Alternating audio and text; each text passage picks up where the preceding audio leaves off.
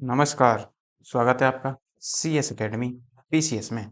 यदि आपने CS academy PCS को सब्सक्राइब नहीं किया है तो सब्सक्राइब सीएस एकेडमी पीसीएस।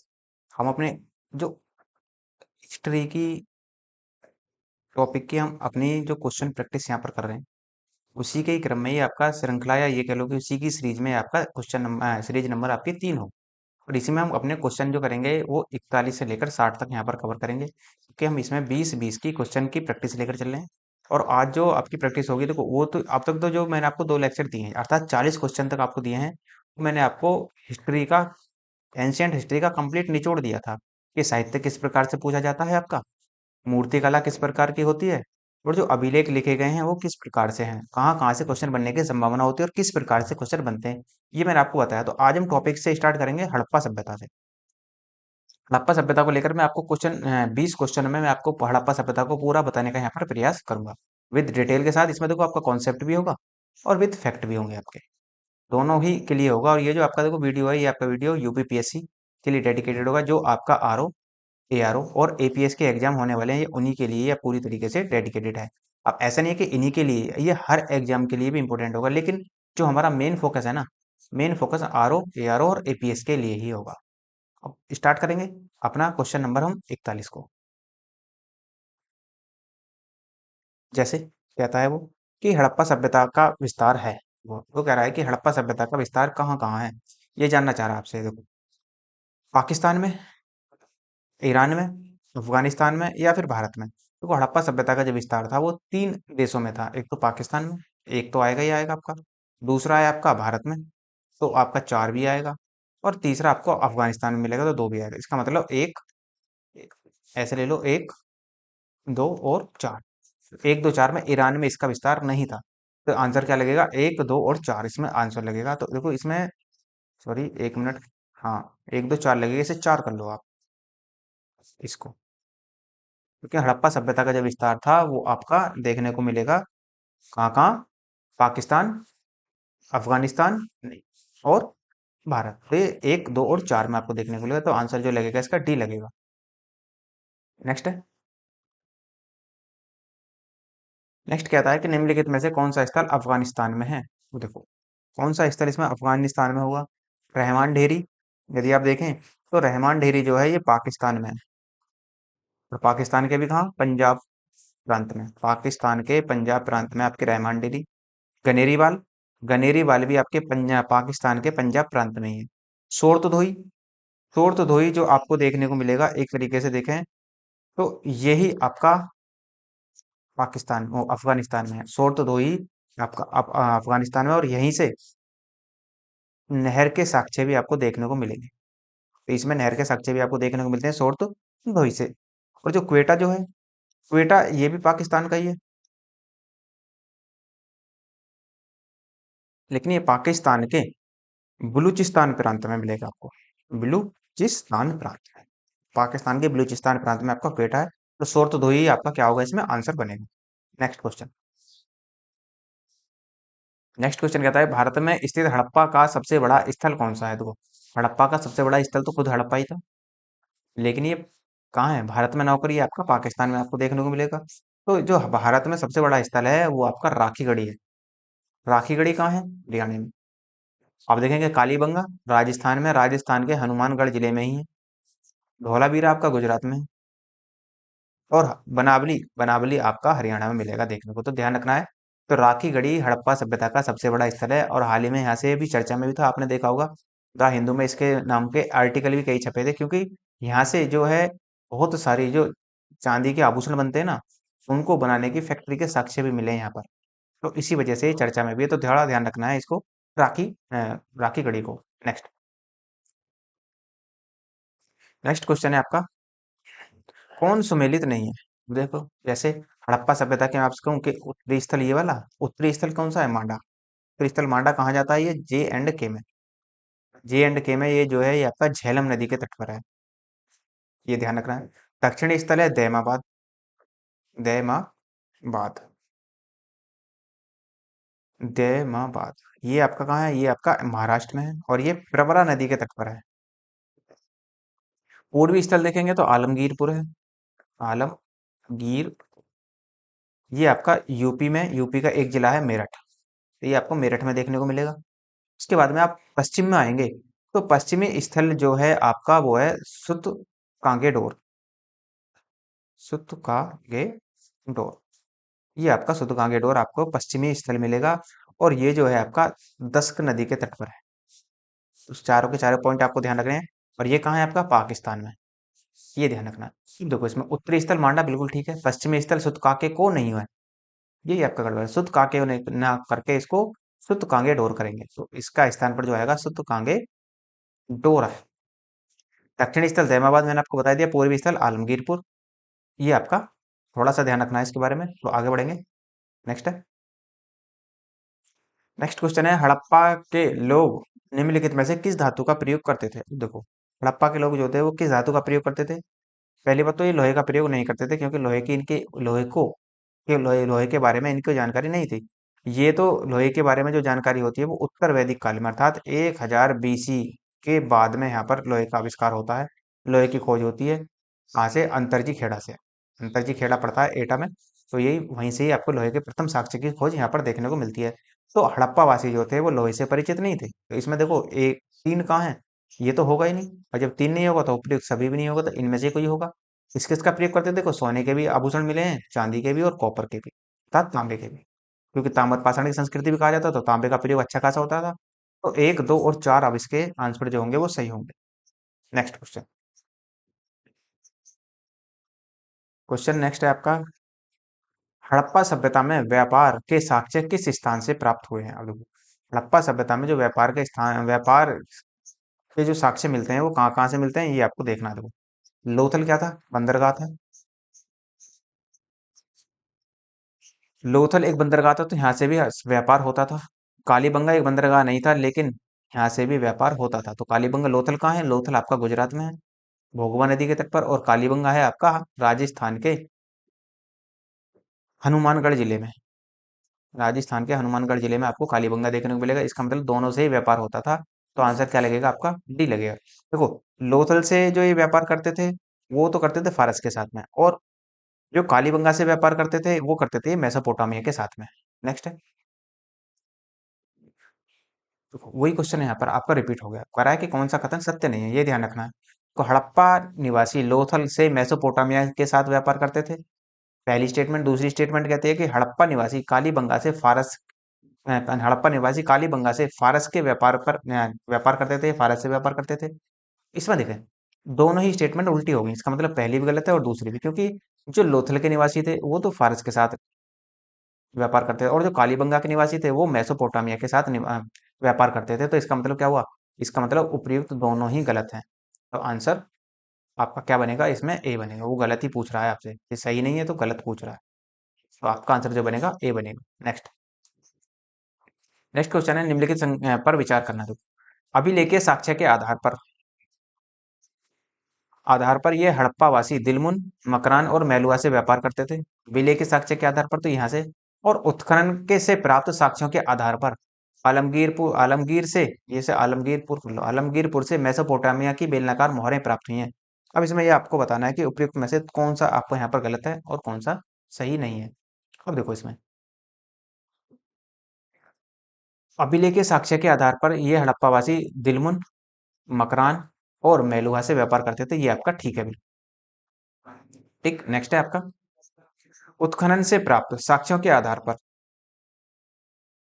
उत्खनन से प्राप्त साक्ष्यों के आधार पर जो आलमगीरपुर से मेसोपोटामिया की बेलनाकार मोहरें प्राप्त हुई हैं, ये भी ठीक है। तो आलमगीरपुर से मेसोपोटामिया की जो हुई है बेलनाकार मोहरें भी प्राप्त हुई हैं, आपको देखने को मिलेगा। तो इसका मतलब दोनों ही कथन सत्य हैं, तो सी आंसर लगेगा आपका। नेक्स्ट,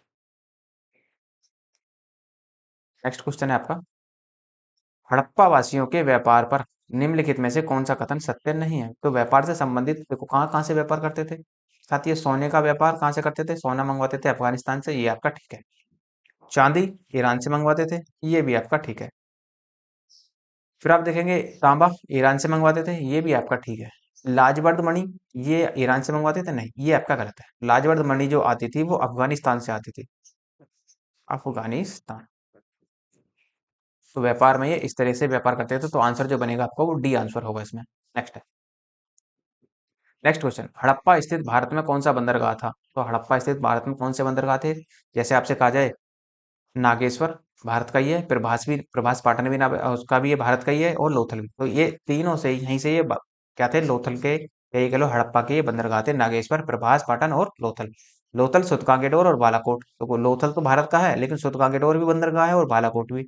लेकिन ये वो कह रहा है कि भारत में स्थित, वो हड़प्पा के भारत में स्थित पूछ रहा, तो ये आपका पाकिस्तान, और बालाकोट भी आपका पाकिस्तान में है। नेक्स्ट है लोथल। लोथल भारत का है, प्रभास पाटन भारत का है, लेकिन सुतकांकेडोर कहाँ का है? पाकिस्तान का। ऐसे ही नागेश्वर भी भारत का है, प्रभास पाटन में अल्लादीनो का है, अल्लादीनो है पाकिस्तान का। ये आपका इसी वजह से डी भी गलत, सी भी गलत और बी भी गलत, तो आंसर लगेगा आपका ए। नेक्स्ट। नेक्स्ट क्वेश्चन है, कौन सा कथन सत्य है? तो सत्य कथन पर आपको प्रकाश डालना थोड़ा सा। जैसे वो कह रहा है, शिव की उपासना का साक्ष्य मोहनजोदड़ो से प्राप्त मोहरों से मिला है। तो जो शिव है, भगवान शिव है, उनकी जो उपासना का साक्ष्य मिलता है वो मोहनजोदड़ो से प्राप्त मोहरों पर दिखाई देता है। तो इसका मतलब पहला कथन आपका ठीक है। दूसरा कह रहा है, हड़प्पा सभ्यता में लिंग व योनि पूजा का साक्ष्य नहीं मिलता। ये आपका गलत है। देखो, हड़प्पा सभ्यता में लिंग व योनि पूजा का साक्ष्य मिलता है, क्योंकि ये लिंग की भी पूजा करते थे और योनि की भी पूजा करते थे। योनि की पूजा के साथ साथ प्रकृति की भी पूजा करते थे। उसके साथ साथ कुबड़ वाले बैल जो होता है उसकी भी पूजा करते थे। प्रकृति प्रेमी थे ये लोग।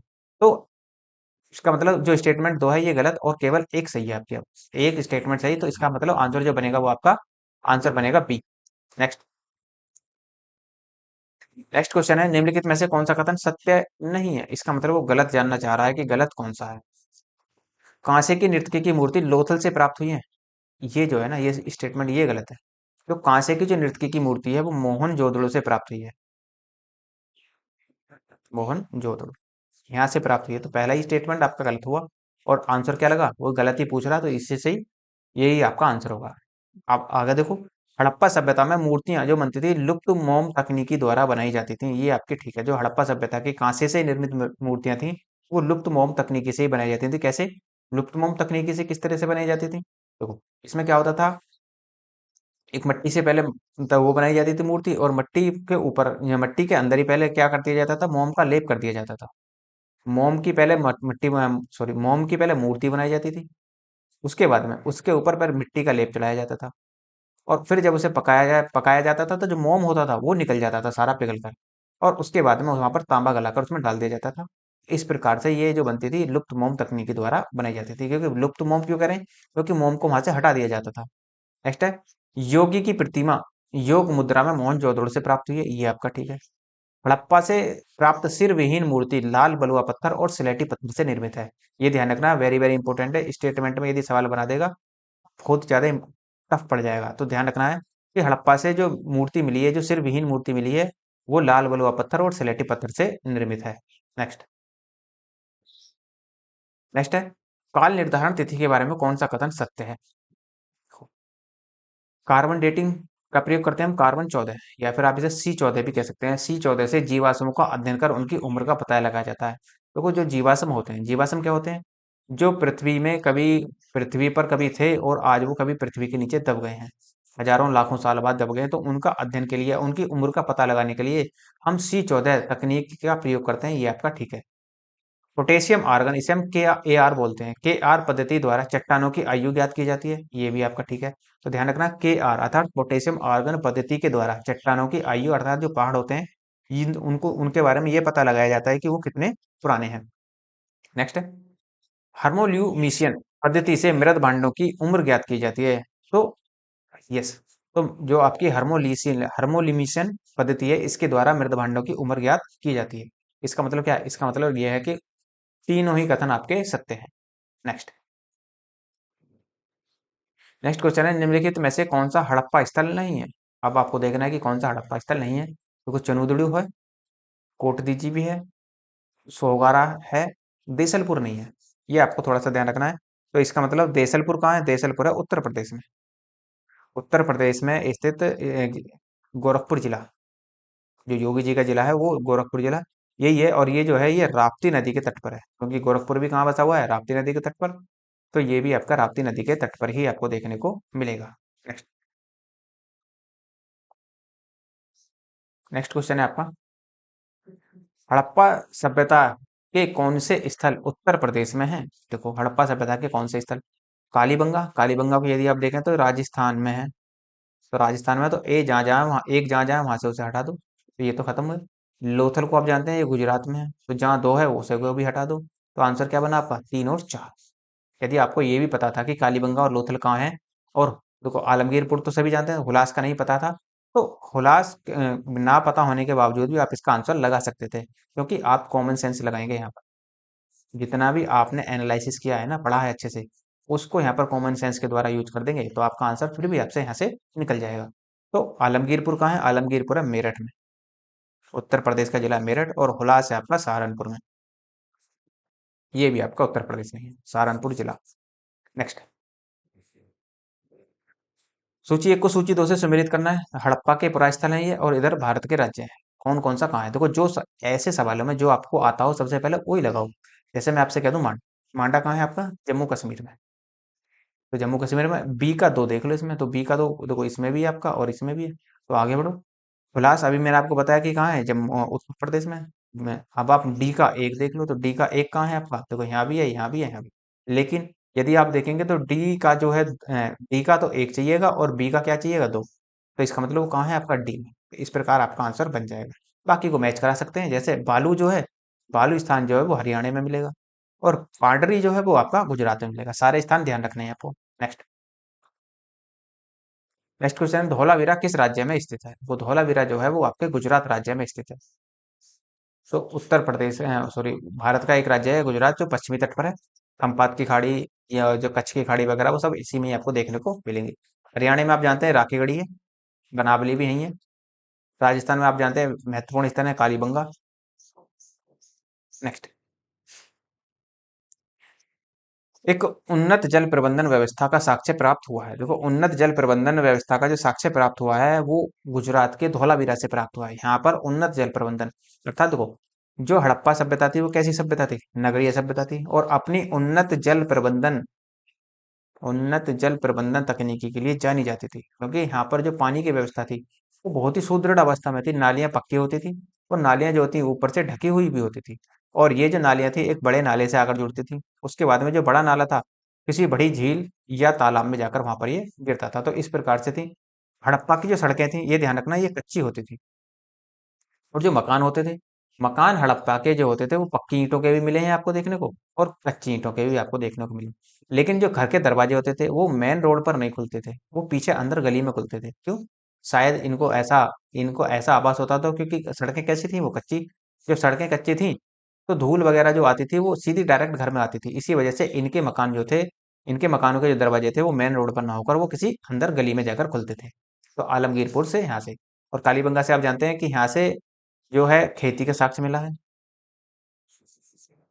लोथल से जानते हैं, लोथल आपका बंदरगाह है, यहाँ से आपका फारस के साथ व्यापार होता था अच्छा खासा। नेक्स्ट,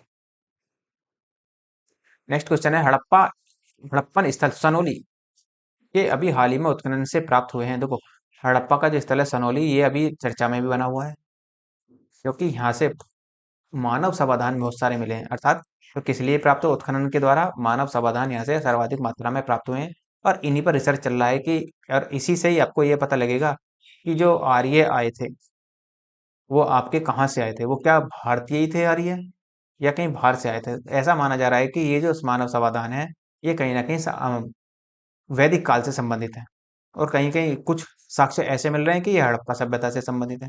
तो अभी देखो खुदाई चल रही है, काम चल रहा है, तो जैसे वहां पर रिसर्च काम पूरा होगा तो जब भी आपको वहां पर पता लगेगा कि असलियत वहां पर क्या है। नेक्स्ट, नेक्स्ट क्वेश्चन है आपका, निम्नलिखित में से कौन सी सभ्यता नील नदी के तट पर पनपी थी? वो नील नदी के तट पर कौन सी सभ्यता पनपी थी? यदि हम देखें तो रोमन सभ्यता थी? नहीं। सिंधु घाटी सभ्यता भारत की थी, यूनान की नहीं थी, मिस्र की सभ्यता।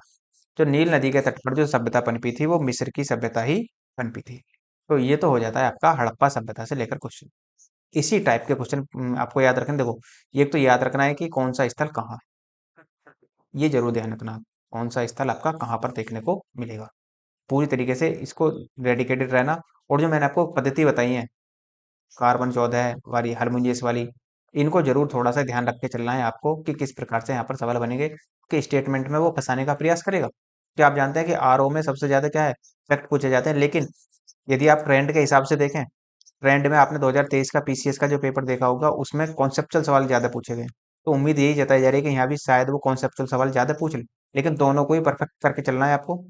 वैकेंसी जो है आपकी 411 है, उसके बारे में थोड़ा सा आप ध्यान रखना है, क्योंकि आपको देखो वैकेंसी से मतलब नहीं होना चाहिए कितनी है, लेकिन आप बस आपको ये देखना है कि आपकी तैयारी कितनी है, क्या आप तैयार हैं पेपर के लिए, तो वही आपको देख के यहाँ पर ध्यान रखकर चलना है। तो देखो, यदि आपको लेक्चर की पीडीएफ की आवश्यकता हो कि रिवीजन के लिए पीडीएफ चाहिए, तो आप टेलीग्राम ज्वाइन कर लेना, उसका लिंक आपको डिस्क्रिप्शन में मिल जाएगा। और यदि आपको कोई भी क्वेरी हो, आप कमेंट के माध्यम से बता सकते हैं, या फिर यदि कोई आपको कमेंट नहीं करना चाहते तो मेल के माध्यम से बता सकते हैं। यदि आपको कोई भी किसी प्रकार के नोट्स की आवश्यकता हो, जैसे आर ओ आर ओ, फिर नोट्स बनाने का टाइम नहीं है, जनवरी या फरवरी में आपका पेपर हो जाएगा, या फिर बीओ के नोट्स की आवश्यकता हो, यूपी पीसीएस के, यूजीसी नेट के, यूजीसी नेट में देखो हिस्ट्री के लिए केवल की नोट्स की आवश्यकता हो, या फिर हिंदी के नोट्स की आवश्यकता हो, तो आप मेल के माध्यम से बता सकते हैं, तो वहाँ भी आपकी समस्या का समाधान कर दिया जाएगा। और यदि आपको लगता है लेक्चर अच्छा है तो लाइक कीजिए, शेयर कीजिए, सब्सक्राइब करना ना भूलें। धन्यवाद।